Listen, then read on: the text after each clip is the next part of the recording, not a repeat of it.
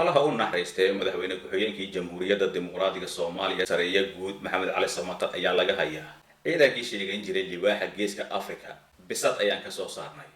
sanadkii hore ciidankii sheegan jiray adduunka in aan weligood laga adkaan ajeesh alladii laa yuqar ayaa dhowr dhalinyaro iska caabin ah oo watay hub macmal ah ayaa 7 Oktoobar sanadkii hore ka soo saaray bisado carada ay ka qaadeen waxay kala duldhaceen shacabka Falastiin dadka ugu xigay carabtii iyo caalamka islaamka waa laga waayay cid xitaa hadal ku garab istaagta ma hadii ha ka gaarto qiyaastii 12 maalmood kadib gaar ahaan 19 bishii Oktoobar ee sanadkii hore kooxda Xuutiyiinta Yemen waxay go'aansan inay galaan dagaalka ka dhanka Israa'iil si ay uga jawaabaan dagaalka bahalnimada iyo xasuuqa aan loo meeldayin caruur habeen iyo waayeel ee Yahuudda ku hayaan shacabka Falastiin gaar ahaan magaalada Gaza waxaan aadi doonaa dhanka koonfureed ee badda gaar ahaan halkani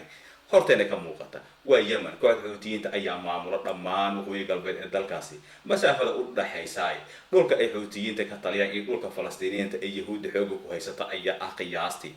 2200 kilomitir 19 Oktoobar Xuutiyiinta waxay ku rideen 3 gantaal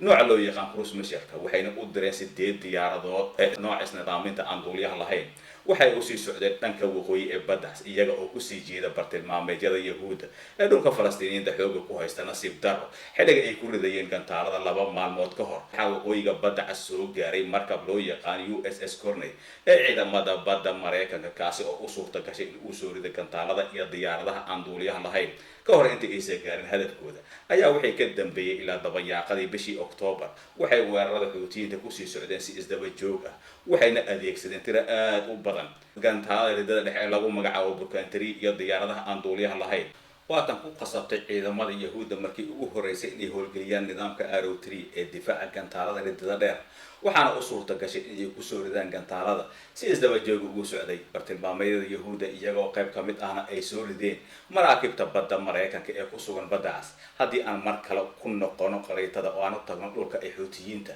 maamulaan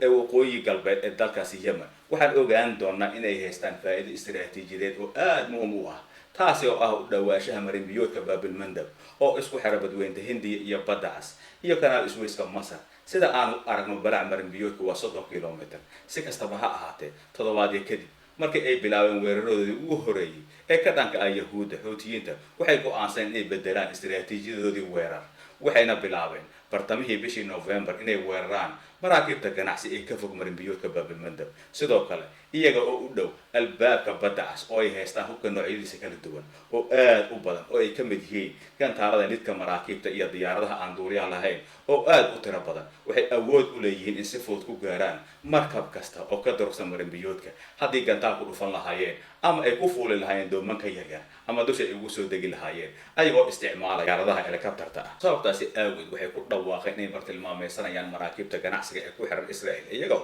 isku dayayay inay curyaamiyaan dhaqaalaha Yahuudda waana tan dhabta ah ee dhacday dhaqaalaha Israa'iil kaasi oo si weyn ugu tirsan ganacsiga badda ayaa la go'doomiyay kadib markii dekedahoodii waaweynaa ay noqdeen bartilmaameedyada Xuutiyiinta oo dhinac ah iyo kooxda iska caabinta Falastiiniyiinta oo dhinac kale ah